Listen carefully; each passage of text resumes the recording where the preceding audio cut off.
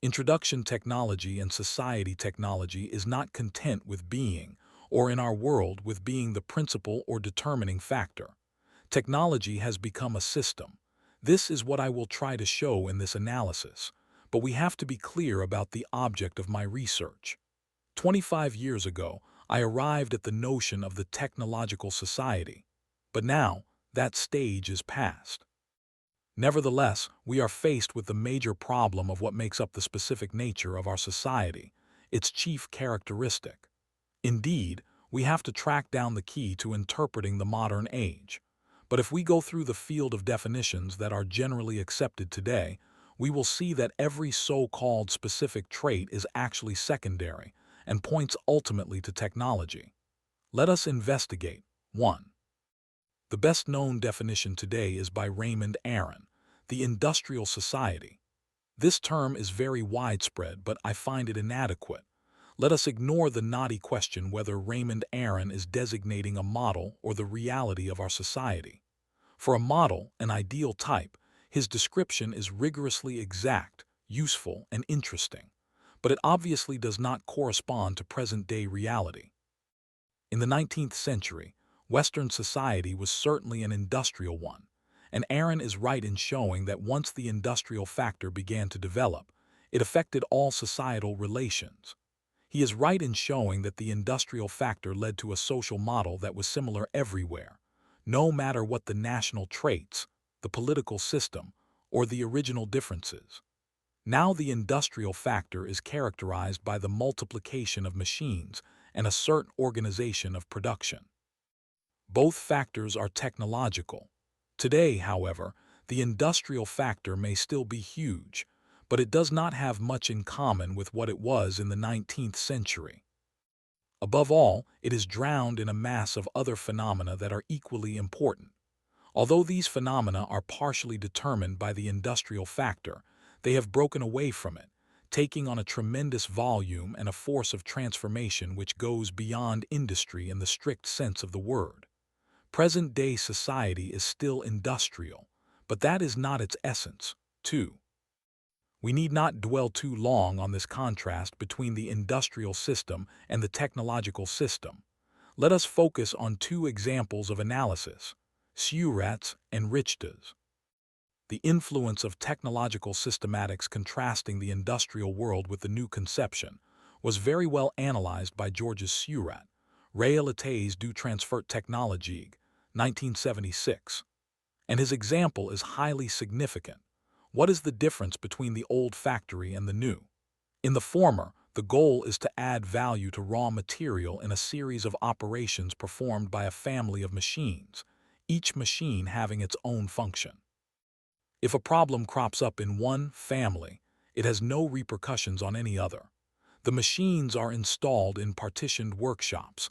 The families of machines are kept independent of one another by stocks and interconnections. Human error has little weight. Seurat compares the structure of that factory to a beehive or anthill. An individual's mistake is unimportant. The past 50 years have completed a metamorphosis in 4 ways. The power of unitary machines has been growing incessantly. A new machine costs less to buy, produce, and run than 2 old machines, but its output is twice that of one old machine. Along the path of giantism, one can reasonably go to the limits of the possible, concentrating businesses in order to put them on the scale of the biggest machines imaginable. This assertion by a distinguished expert on technology rightly sweeps away the ideological conjectures about smaller sizes of companies, the dispersal of small factories in nature, etc. Such consoling ideologies came from Maoist ideas or from the unwarranted assumption that everything would shrink because certain devices are now so tiny. In the industrial reality, all we can expect is a theoretically indefinite growth of subsystems. The second line of development emphasized by Seurat is complexification. The problems raised by giantism require solutions that are often at the frontier of the universe explored by technology. However, this complexification includes an apparent simplification. The giant and complex machines can no longer be trivialized within a family of machines. The hookups are too burdensome or too fragile. An ideal structure is imposed. One single machine performs each stage of the process, and there has to be a continuous flow of raw material along the production line of the machines. Hence, no more separate workshops, no more stocks, no more interconnections. As a result, the earlier analogy to the anthill is passé, the ants have disappeared, which shows how simply backward China actually is. A factory now creates a vertical integration of successive machines, each having a different function. There is a body, enormous and complex, but it is one body. This in turn necessitates a greater circulation of information. And that is the fourth characteristic. Information has to be automated and decentralized. Otherwise, nothing can function. Hence, the inevitable presence of the computer. Information circuits innervate the entire process at each stage, and all of them frequently wind up in a single control room. In biological terms, this structure could be likened to a cerebralization.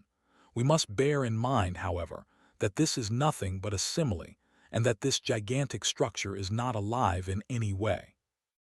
The whole thing cannot function without a human being who is properly trained, aware of his responsibility, capable of attention and solidarity, and proof against sabotage or striking. The damage done to all would be too immense. Still, the most rigorous demonstration of the passage from industrial to technological society, of the radical difference between the two, is furnished by Radovan Richte's fundamental opus Civilization at the Crossroads, 1969. Richte even sees that difference as the key to interpreting the failure of socialism in the USSR. He maintains that the Soviets are clinging to the industrial model, unwilling to take the step that would bring them into the technological system. A system totally different from the earlier one. At one time, technology and machine industry were connected, but for more than half a century now, a gap has widened between them. Industrialism developed a centralized, hierarchical system with a linear growth, a division of labor, and a separation between the means and the ends. Mechanization created additional jobs and made human work more draining. It operated by means of steady reproduction, developing masses of men and integrating them in the industrialization. Modern technology, however, contradicts each of those different points. If allowed to act, it leads to decentralization and flexibility. It does away with the hierarchy and the division of labor. It particularly has to bridge the gap between implementation and management. It presupposes a polyvalent and nonlinear growth. It reintegrates the ends into the means. It cuts down on labor and thus on the costs of labor. The value factor is no longer human work but scientific invention and technological innovation. Consequently, we can no longer apply Marx's analysis, which states that the economic totality is based on the surplus value produced by the salaried labor of the worker. The industrial system is a closed, repetitive world with a linear evolution. The technological system is inevitably open, non-repetitive, with a polyvalent evolution. It can proceed only by the universal development of mankind, and that development is absolutely necessary for the development of the technological system. We are thus confronted with an ensemble that is totally different from any that has ever existed before.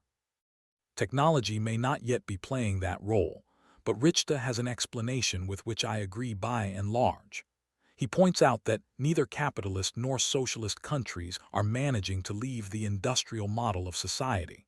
They jealously preserve industrialism and industrial production as dominant features, both economically and sociologically. Moreover, they force technology to serve this development, which goes against the very grain of modern technology. Hence, technology is all the more alienating, but only because of that fact.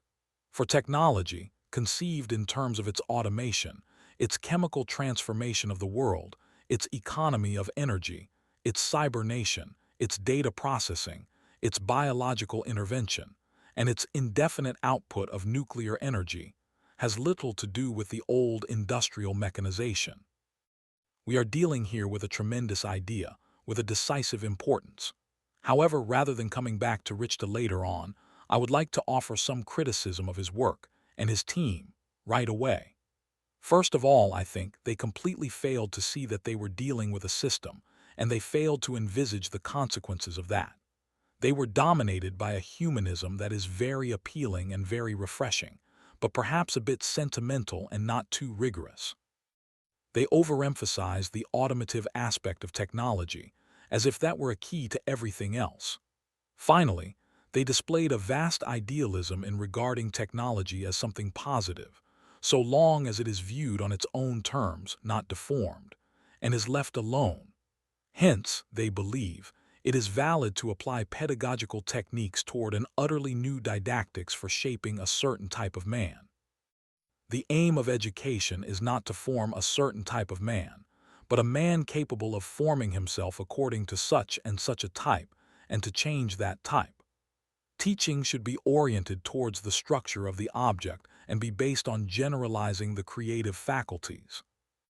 We fully agree about the desirable goals, but according to these lines, and I could quote 100 examples, Richter assumes that what is desirable from a humanist viewpoint has been virtually realized by technology. Such is his idealism, preventing him from bringing up the issue of power. He never once stops to think that technology is power, made up of instruments of power, hence producing phenomena and structures of power, i.e., of domination. For Richter, technology spells an enrichment of the human person and the mutual development of man by man. Yet we do not see how humanity is to pass from the control of man by others, and not by himself, to the situation that Richter visualizes, a situation of giving and loving. Technology does not make that possible. On the contrary, those are my chief criticisms. However, they do not detract from the depth of the analysis or the validity of the total orientation. What is needed is not so much a more precise knowledge of the system, but rather a way of relating it to mankind and the overall society, and of examining the fundamental choices that must now be made. Certain sociologists fully realize that we are no longer in an industrial society, for instance, Daniel Bell, and then also Elaine Turin. But they employ strange words, post-industrial or advanced industrial society. I find it quite remarkable that at a time when the use of mathematics is being developed in the human sciences, people can employ such imprecise and meaningless words. Bell pinpoints the 5 dimensions of post-industrial society as follows. 1. The creation of an economy of services. 2. The predominance of the class of specialists and technicians. 3. The importance of the theoretical service as a source of innovation and political elaboration in the society. 4. The possibility of autonomous technological growth. 5. The creation of a new intellectual technology. But how can one fail to see that these 5 traits are directly linked to the growth and predominance of technology and technicians? The very terms used by Bell imply as much. Furthermore, there is no reason why they would describe a post-society. Post-industrial, this simply means that we have passed the industrial stage, and now. In what way does this indicate the slightest feature, render the slightest idea of what our society is like?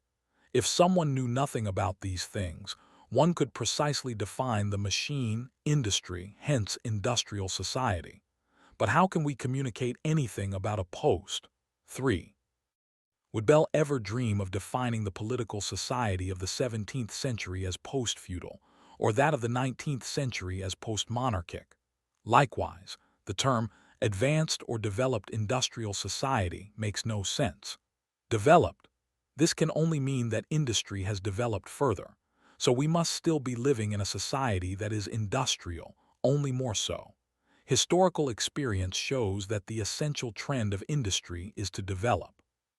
Hence, we can restrict ourselves to saying a truly industrial society. Advanced, but toward what? What is advanced? Where have we gotten to in this progression? What new trait has emerged? We are told nothing about all that. Consequently, those adjectives are perfectly useless, describe nothing in our society, and should therefore be resolutely discarded. It must be emphasized that Turin IV, in contrast to Bell, hesitates about a qualifying term. Thus, he speaks of a programmed society. In this case, I am far more in agreement, for he thereby joins the overall outlook of those people for whom the new thing about our society is the organization. He sharply distinguishes between the primary capitalist era of industrialization and our era. He qualifies this new society in terms of three features. 1. The emergence of new social classes: technicians, bureaucrats, efficiency experts. 2. The new trend of business, which is now based on organization and no longer on the relationship between economic power and productive labor. 3. Spare time activities. All three characteristics boil down to a reduction and to the necessities of the technological system, which, as Turing realizes, transforms the social struggles themselves. They are becoming more technological and are no longer subject to a takeover by the proletariat. Turing adds one more essential feature of post-industrial society: the importance of the student movement with its deep contestation, its challenge, and its political weakness. But as I have tried to show in my studies on revolution, I regard this feature as episodic and contingent. I feel that Turing was influenced by the current events while writing his book. There is another theme that is often developed under the label bureaucratic society. Obviously, this is a major trait shedding light on the form of power. It points out a development and it affects the entire social body. Let us leave aside the facile critique of bureaucracy. The things to be stressed are the principles of order, method, neutrality, organization, and efficiency. Administration becomes bureaucracy in the positive sense of the term when the best possible people are hired, the social integration is complete, and the operation is active and efficient. Bureaucracy employs more and more complex machines and must itself function like a machine. The ideal administration is one that runs and works like an engine, with each office as a component and each individual as a part. The functioning has to be regular and continuous, beyond any opinions or influences. Some observers therefore apply the phrase organization society to the society marked by such an administration. Undoubtedly, the term shows that the essence of bureaucracy is organization, and that this bureaucracy not only is governmental but also occurs in all forms of societal activity. Actually, though, the two terms overlap somewhat. However, one is narrower and pejorative. The other is broader and positive. In reality, though, all the marks and qualities of bureaucratic society come from the technologies of organization. The thing that has transformed administration into bureaucracy is the technology of efficiency. Bureaucracy depends on those technologies. Furthermore, it is obvious that this definition does not take into account all the aspects, all the reality of our society. Organization and bureaucracy are indeed essential, but so are what they organize and administer. We cannot cut our society down to that single characteristic, distinguishing it from all other societies and covering all its activities. There is a term that stems immediately from the above, with the term adopted by a certain number of economists after C. Clarke and J. Forestier: a society of services or a tertiary society. I will make the same comments here as before. If we have passed into a society of services, then the reasons are as follows. The productive technologies allowing the growth of industrial society were followed by technologies of organization, administration, leisure, etc., allowing the growth of services. Indeed, if one wishes to describe these three orders, one refers to a certain number of technologies used in each of them. On the other hand, the notion of service, which validly designates the third aspect of economic activity, does not envelop all forms of this society. It does not take into account the complexity of life today, and it does not include what may be the most important aspect. Plainly, we now have to deal with the shibboleth that was all the rage in 1968, the consumer society. This slogan is useful for agitation and propaganda. To its credit, it accentuated an overly neglected aspect, and it focused the definition on the individual's life. But quite obviously, our society is characterized at least as much by work and production as by consumption. This is not the key word that covers everything, explains everything. If this term is aimed at the ideology inhabiting all of us, it is valid. If it is aimed at the economic or social reality, it is highly inadequate. However, there is one thing that strikes me as important. In consumption, we again find the technological element as the decisive one. What triggers consumption? Advertising, that is to say, the technologies of advertising. What is it that demands greater consumption? Mass production, which is possible only because of technology. What are we given to consume? Technological objects, because they are the things that are produced most. Hence, the consumer society in all its aspects is primarily characterized by various technologies. 5. Close to the consumer society, we find the famous affluent society. Just how did we get to it, supposedly? By the development of certain technological factors, particularly automation. We must not forget, however, that this affluence is an affluence of technological products, and it is counterbalanced by the creation of new shortages of space, air, time, and the like. These shortages are all due to the application of technologies that are crucial to the existence of the affluent society. We will come back to this. Now, affluence is certainly one of the important signs of the new society, but in turn, it is dependent on and qualified by a certain number of technologies.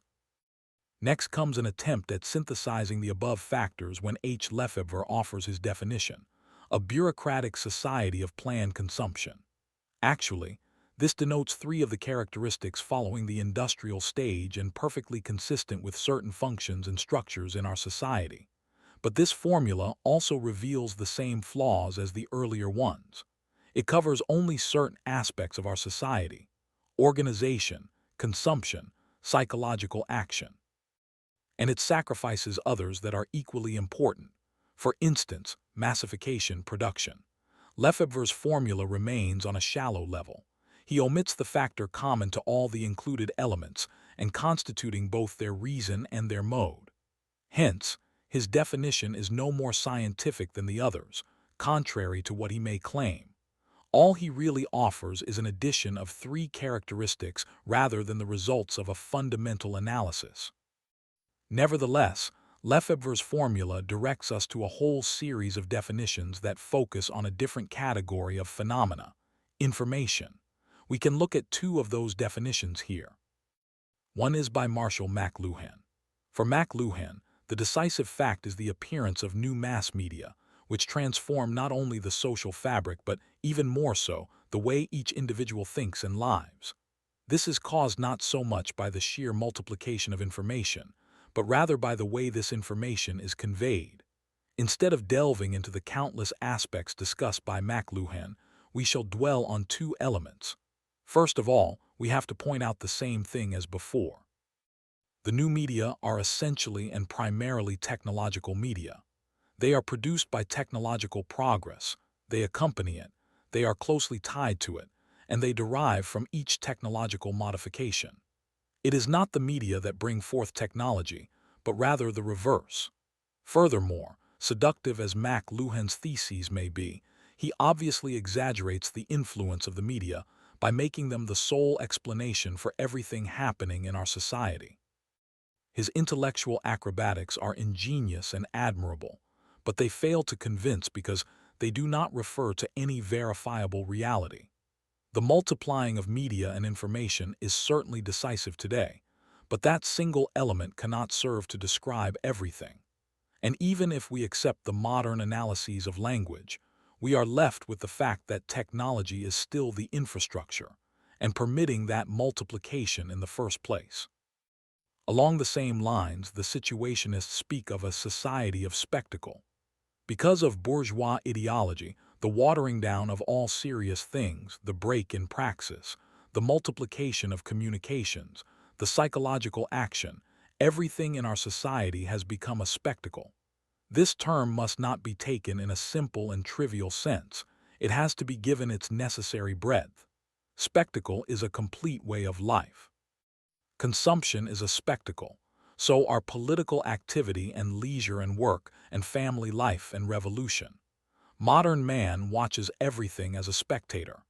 Everything is supplied to him as a spectacle, including the things he believes he is most deeply contributing to or participating in. This analysis is assuredly the most profound. It is not fragmentary, and it may be praised for its coherent picture of observations concerning the individual and the social body. The individual is looked at as being within the social body. But how can this analysis fail to see that if there is a society of spectacle, then it exists because of, thanks to, and with a view to the technological transformation of our society? Technological methods are what make spectacle all-inclusive. Technological activity is, by nature, spectacular, excluding all internal reality. Technological activity is what waters down all serious things, since no action can be performed any longer unless by way of technologies.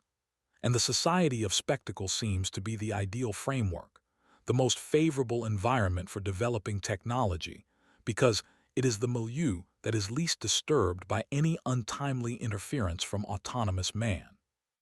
Hence, technology is still the key to this present-day reality. Z. Brzezinski, Between Two Ages, America's Role in the Technotronic Era, 1970, also figured he could add something absolutely new by coining the term technotronic. He lists a number of differences between industrial and technotronic society. In industrial society, the machine plays the essential role. The dominant social problems are unemployment and employment. Teaching is done through human relations. The ruling class is plutocratic. The university is an ivory tower isolated from reality. Reading favors a conceptual thinking proper to ideologies. Political conflicts are intrinsic. The masses are organized into trade unions.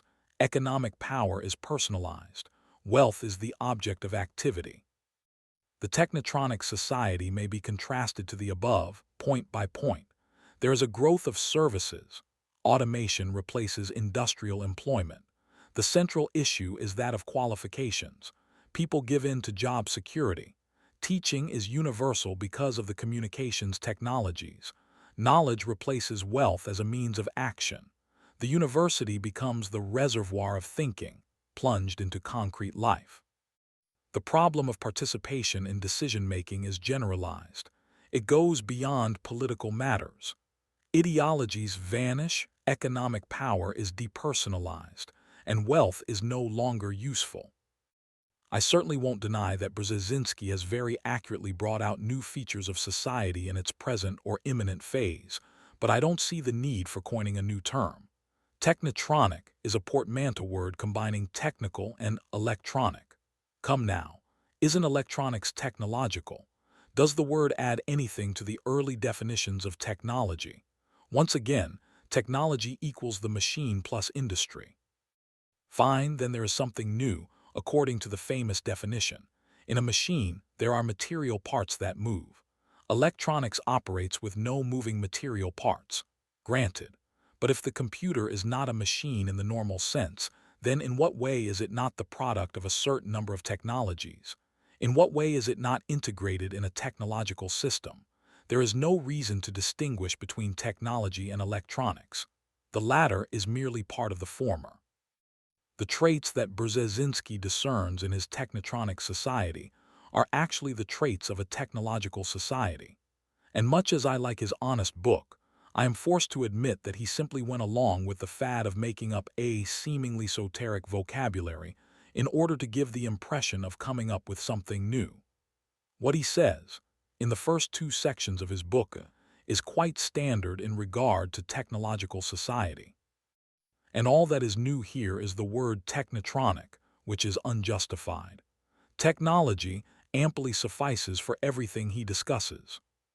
In thus reviewing the most important current definitions of our society, we have been led to conclude in each case that the decisive fact, explaining the feature brought out, is the phenomenon of technology, and that this factor is common to all the definitions proposed.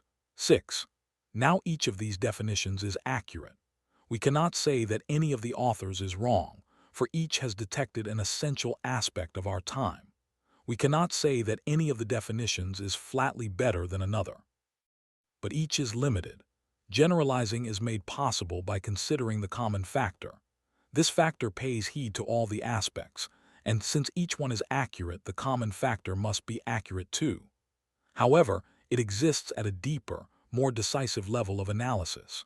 Still, we need not wander off into philosophical abstraction, since the relationship between that factor and the various traits is an actual and immediately verifiable relationship.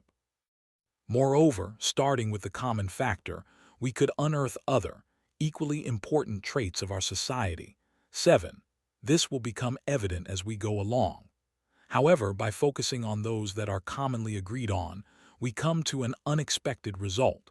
We will be examining the technological system, but we can say right now that these characteristics are intrinsic to the technological system itself. In other words, each author has tried, albeit unwittingly, to define our society through the technological system. Each time, light was shed on some element of the technological system. The latter functions in a non-stop circulation of production and consumption. Nonetheless, these terms must be taken on all levels, for there is production not only of industrial goods, but also of symbols, individuals by education, spare time activities, ideologies, service signs, information. What is known as circulation, including that of human beings or information, always originates in production and winds up in consumption. However, this complex system is made possible only by improving an organization that leads to a more and more complete overlapping of production and consumption. Advancing constantly and necessarily, technology makes the technological system the agent of an inevitable affluent society. But conversely, with everything thus being produced and consumed, the system presupposes a more and more thorough integration of each element, including man, as an object. Man can no longer be a subject, for the system implies that, at least in regard to itself, man must always be treated as an object. Today, this phenomenon is far more important than the renowned Marxist interpretation of commodity. The latter was defined by the capitalist system. But now, the capitalist system has been swallowed up by the technological system, and the category of commodity, still partly accurate and to be used with caution, does not explain very much. The category of the technicized object is far more crucial and now more rigorous. The technological system performs unintentionally. Hence, wherever it is applied, it produces a new kind of objectification which has nothing to do with Hegel's.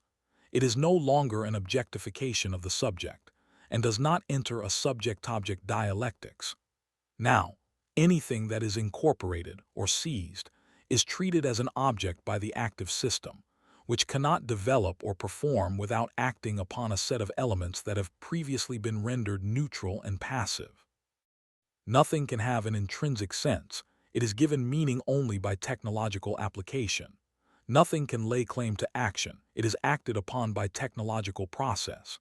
Nothing can regard itself as autonomous. It is the technological system that is autonomous, as we shall demonstrate.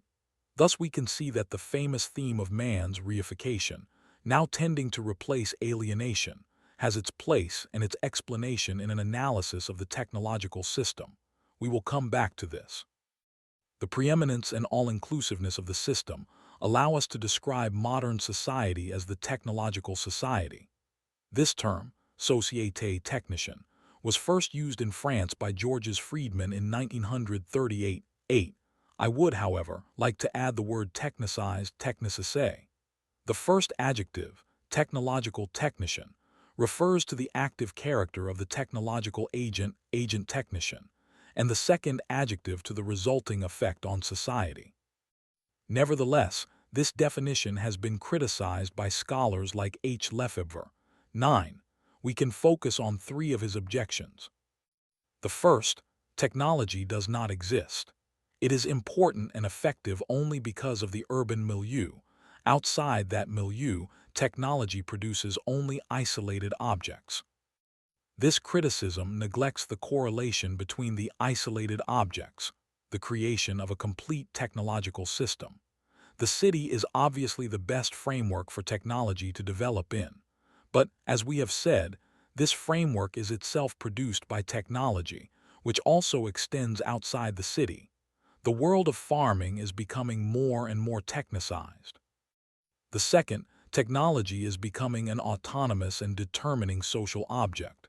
This can take place only through a social stratum, which tends to become a caste or class, the technocrats, who act by way of organization. Hence, one must speak of a technocratic and bureaucratic society, and off we march to wage war against the technocracy. I would say that this passage is a bit superficial. Technology operates only through a class. This remark overlooks the fact that each individual participates in the technological system on all levels. To neglect such a fact, one has to insist on the categories of Marxist interpretation of class and of the force acting through a class. One has to start by ignoring the dissolution of classes, as caused by the growth of the technological system. But even more than that, the claim of a transition from technician to technocrat is perfectly unacceptable. I do not see a real technocrat anywhere, as I have often written. And for me, the society of technicians is ultimately quite anti-technocratic, for no technician claims to be ruling society. There is no need to regard technicians as technocrats or to believe that a class of that type actually exists. Those two criticisms are based on a very shallow and hasty view of the technological reality. The best response to Lefebvre's mythic view of the technocracy was offered by F. Hetman, L'Europe de l'Abondance, 1967. In his book, there is an intelligent analysis of the effects of technology as bringing affluence on the social structures. Hetman very lucidly shows three effects, which dovetail with the sociological makeup of a technological society. Colin Clark's classification is replaced by a different one. At the bottom, the unqualified of functionals, then the functional operators, and at the top, the rulers, researchers, conceivers, with perhaps a fourth sector for the activities of operational research. In other words, the social distribution is already less and less in terms of activities applied to the economy, and more in keeping with the technological capacity. As a result, we are entering, so we are told, the era of clerks, and these clerks are the decision makers in all domains because they have the knowledge and use of the technologies. Like it or not, and Hetman shows this so well, the experts, the specialists of diverse technologies are to be found everywhere, from business to administration, from government to agriculture. They form the true grid of society, the network holding the various pieces together. It is the technological coherence that now makes up the social coherence. But this is not a technocracy in the true sense of the word. Finally, Lefebvre's last criticism. The theory of the technological society is really an illusion, a myth justifying the situation. 10. Its aim is to justify the privileged positions, divert the revolutionary forces, and disguise the unbearable aspects of the society. In other words, that theory plays the role of ideology in Marxist doctrine. I admit that I do not quite understand how a concrete analysis leading to a certain interpretation can be described in those terms. Unless one starts out from another ideology, Marxism. This ideology turns the categories of class, exploitation, proletariat, commodity, etc. into definitive and scientific categories. Hence, it cannot understand anything outside its system, and it then attacks whatever it cannot fit into its explanatory schema. Suppose a biologist detects the proliferation of cancer cells and examines their growth and spread, the mechanism of their production, the factors promoting the disease. If he tries to interpret what he observes, is he justifying it? The attempt to explain may be, but is not necessarily, a myth. Why is discerning something new an ideological illusion? As though discovering the technological system qua system could justify its reality. Actually, I have observed that all the people who have become aware of that reality have a negative attitude toward it. They are fearful, anxiety-ridden, and sometimes even panicky. The ascertained reality is the exact opposite of what Lefebvre maintains. Far from justifying the situation, the discovery of the technological system normally seems like an attack against technology, a criticism of technicity per se. Any shedding of light on the technological structure is always received by technologists and intellectuals as an indictment of that structure, even if absolutely no value judgment has been expressed. Hence, Lefebvre's vaguely Marxist denunciation is off-target. The various critiques of the notion of a technological society mainly expose the ideological character of their authors. But we have to transcend the idea of the technological society, for technology has reached a new scope and organization. This book will investigate its specific structuring. I realize technology exists as a system, that is to say, an organized whole. Further on, I will discuss that in detail. But for the moment, I would like to state that I also intend to elaborate on a model as well as describe a reality. The main difficulty will stem from the ambiguity between those two entities. When I investigate the specific features of technologies as an ensemble and the theoretical functioning of that ensemble, then I will obviously be dealing with a model. But this model is based only on real givens, and it takes an entire aspect of our world into account. The impression of a model will be heightened by my ignoring dysfunctions. The dysfunctions of the system and its feedback, its correction due to errors, will be the subject of another book. However, the concept of a technological system requires us to define our society more precisely. It is not enough to call it a technological and technicized society. Yet, conversely, can we identify the society with the technological system? Is the latter everything, or has the society itself become that very system? Has the society been so thoroughly transformed as to become, so some people think, a megamachine? A mechanism expressing the technology in everything, translating it into all aspects and forms. All the things making up the societal life work, leisure, religion, culture, institutions, all the things forming a loose, complex whole, enclosing real life and giving man both a reason to live and an anxiety. All these things were torn apart and more or less irreducible to one another. And it is easy to state that they are now technicized, homogenized, and integrated in a new whole, which is not the society.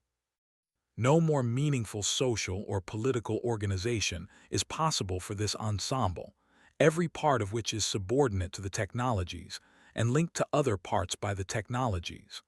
All that reigns is the eternal substitution of homogeneous elements. In regard to both the social reality and the natural or human reality, technology operates as an enormous abstraction factor. The idea of a virtual society is already finding acceptance and crops up in numerous authors. It corresponds to what I analyzed in the political illusion Politics in the World of Images. There is no meaning. There is an abstracting of all activities, all kinds of work, all conflicts, which are located in a present-day reality that has no depth. For instance, as Baudrillard has noted, in his writing on the consumer society, we are incapable of considering the rationality of the objects we consume. Thus, when watching TV, we are incapable of knowing that this miracle is a long social process of production, which leads to our consumption of images. For technology wipes away the very principal social reality. Everything that is social has moved to an abstract level, with the strange phenomenon of an acute awareness of non-reality, for example, the passion for politics, and an unawareness of reality, for example, technology. Now this shift of relationship is actually due to technology. It is technology that presents the non-reality which is mistaken for reality, consumer goods, or political activity. Technology does this by its own process of distribution, the image. And it is technology that hides itself. Of course, this is not deliberate. There is no anthropomorphism here. Behind that luminous play of appearances. This is exactly like certain modern watches which not only hide the mechanism under the dial face, as has always been done, but also conceal the numbers and reduce the hands to practically nothing. All this for an aesthetic charge, an extreme ornamentation, or an exquisite design, with the function of the watch itself well-nigh vanishing beneath the decor. This is exactly what is happening today in the relationship between the social reality and our vivid and colored apprehension of a non-reality, which has no other function than to camouflage the mechanism and satisfy us with the miracle mirage. But what if we do live in a virtual society, if our attention is thus distracted and captured? What if all the things that used to constitute society are now integrated as separate factors in the technological system and beguiled by technology? If all that is true, then haven't we passed into the stage of the mega-machine? Hasn't our society itself turned into a machine pure and simple? That is what N. Wiener thinks. He conceives of society as a cybernetic system. And so does L. Mumford, The Myth of the Machine, 1948, though with a totally different connotation. The megamachine is the completely organized and homogenized social system in which society functions like a machine, with people supposedly as gears. This kind of organization is due to a total coordination, to the continuous growth of order, power, predictability, and above all, control. The first megamachines were Egyptian and Mesopotamian society, where this organization achieved almost miraculous technological results. The system will reach its most perfect expression with the help of modern technology in the future of the technological society. Certain authors hold that the megamachine performs because of the computer. The diabolatry of the machine is nothing next to the conformism of society, says El-Ghazi. The megamachine functions implacably, and the very meaning of individual liberty has vanished in it. It has the coldness, indifference, and anonymity of a machine. It certainly does not try to victimize or alienate man. It simply does so in order to exist. The more order becomes essential to the functioning of the megamachine, the more order engenders order, and the slightest disorder becomes intolerable. Thanks to the media of information and communication, the megamachine also exhibits certain features of a primary society. Each person is known in his totality, which is registered in the national computer. The computer gathers a cluster of previously scattered information about each individual, making the control of society unbearable, especially since this control will be exercised not just by authorities, but also by the public, the others, by public opinion. This is so because everything concerning each individual can be diffused and revealed to everyone else by telecommunications. Thus, the megamachine functions on an abstract level as a social machine, and on a totalitarian level by stripping all parts of the machine of their identity. This primary trait reflects McLuhan's idea that TV is turning the world into a global village, a fact that is even more acute if it involves not only the ubiquity allowed by TV and the rebirth of mythic thinking, but also the control of each individual by means of information. From this perspective, the technological system ultimately transforms society itself into a technological system. This is a danger, or possibility, tempting many creative writers. But curiously, sociologists can also accept this reduction of society to a machine. No matter how mechanistic or deterministic one may be, it is clear that no society has ever functioned in that way. It is an illusion to believe that Babylonian or Aztec society was a mechanism. This might be said of the institutions, the framework, the form of the society. But the social reality, within and below, was totally different. The very idea that these historical societies were megamachines tends to point out the confusion. For if our society is a machine, then the cause is not to be sought in the technological growth of our civilization. Yet it is precisely the technological system that could have such an outcome. I believe, however, that it is highly dangerous to make use of such an apocalyptic vision. It is really quite easy to prove with facts that our society is not mechanized. On the one hand, it is full of short circuits, jammings, chaos, and also huge non-technicized voids. On the other hand, man in this society has not really been mechanized to the point of being just a gear. Mitchell Crozier rightly points out the importance of interhuman relations in even the most bureaucratic system. In reality, we must not confuse the technological system and the technological society. The system exists in all its rigor, but it exists within the society, living in and off the society and grafted upon it. There is a duality here exactly as there is between nature and the machine. The machine works because of natural products, but it does not transform nature into a machine. Society, too, is a natural product. At a certain level, culture and nature overlap, forming society in a totality that becomes a nature for man. And into this complex comes a foreign body, intrusive and unreplaceable, the technological system. It does not turn society into a machine. It fashions society in terms of its necessities. It uses society as an underpinning. It transforms certain of society's structures. But there is always something unpredictable, incoherent, and irreducible in the social body. A society is made up of multiple systems, multiple types, multiple patterns on different levels. Saying that technology is the determining factor of this society does not mean it is the only factor. Above all, society is made up of people, and the system, in its abstraction, seems to ignore that. It is only at an extreme point that we can view the society and the system as one and the same, but nobody can seriously maintain that this extreme has been reached.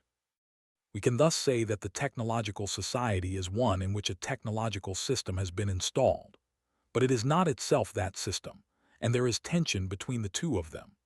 Not only tension, but perhaps disarray and conflict. And just as the machine causes disturbances and disorders in the natural environment and imperils the ecology, so too the technological system causes disorders, irrationalities, incoherences in the society, and challenges the sociological environment. Of course, if it is wrong to call modern society a megamachine, we still should not forget that some people greatly desire to make it one. Here we are faced with the dilemma posed so magnificently by Kleist in the Marionette Theater. It is absolute alienation which allows mankind to receive grace, or else infinite consciousness. The latter being the attribute of God alone, man must be reduced to a puppet, and society to a machine, in order to find his original innocence and grace.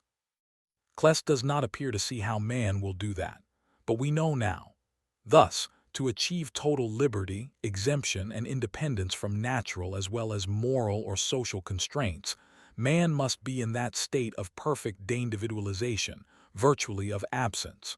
The puppet acquires grace in absolute unconsciousness. But for whom? This sums up the argument of certain researchers who do not express themselves in metaphysical terms. Yet that argument underlies and justifies their investigation. That would be the position of the technocrats, who seek to subjugate all social reality to the technological system. We will have to examine this problem later on.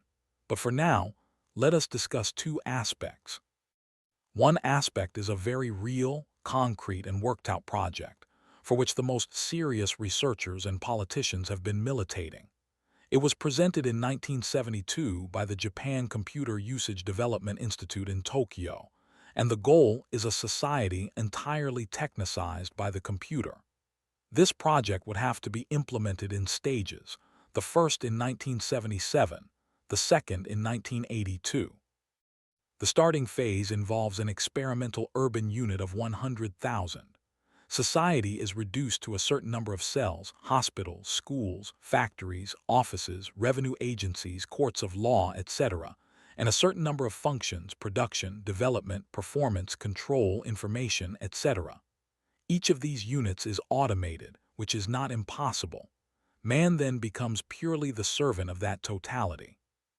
Next, all these cells and all these functions are connected through the computer. By now, the decision-making processes are no longer independent.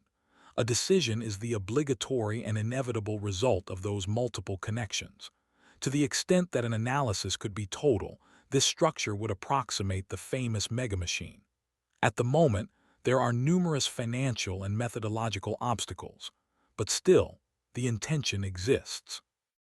This intention is quite understandable, for the technicians can have no other aim than to expand their technology, which they are constantly perfecting. But their intention overlaps dangerously with that of the neo-utopians. I have often attacked the neo-utopian trend on various levels. 11. I do not comprehend by what aberration H. Lefebvre can be an anti-technocrat and preach utopia at the same time. Naturally, I know the glorious arguments about how utopia will open up the imagination and grant us a marvelous freedom. But precisely and concretely, I believe that this trend is actually a new ruse of the devil to trick us into entering the megamachine. We must remember that all utopians of the past, without a single exception, have presented society exactly as a megamachine. Each utopia has been an exact repetition of an ideal organization, a perfect conjunction between the various parts of the social body. Utopia presents a flawless totalitarian society, which finally assures man of equality, the future, and so on. The perfect organization allowing the squelching of political power. What characterized all these descriptions was that the utopia could not come true. Today, utopia is presented as wonderfully useful in that it gets us to invent what will be and has actually already been. Certain authors, reducing utopia to its smallest size, declare that man once formulated the utopia of flying, or the utopia of an immediate relationship with someone, or the utopia of seeing things that occur thousands of miles away. And presto, such utopias came true. Yes, indeed, because of technological processes. And we are told, get thee to utopia, it is the reality of tomorrow. But we now learn how that reality is to be realized. Either it is a wild dream or else it will come true thanks to the progress of the technologies. There is no other horn to the dilemma. Since certain utopias have materialized, we are invited to formulate our utopias. Because, no matter how insane, they are going to establish a new kind of future. In reality, however, either a technology will grab hold of the dream and put it into practice, or else there will merely be smoke without any fire. Hence, the utopias of future societies strike me today as the dreadful seduction to realize my megamachine. The present-day utopians are the decoys of the technocrats, and we can rest assured that these technocrats are waiting only for a sign from the intellectual and spiritual elites of the social body to come swooping down in thick droves. The sole utopia is a technological one, and that may be the possibility for making the technological system and the technological society identical. Utopia lies in the technological society, within the horizon of technology, and nowhere else.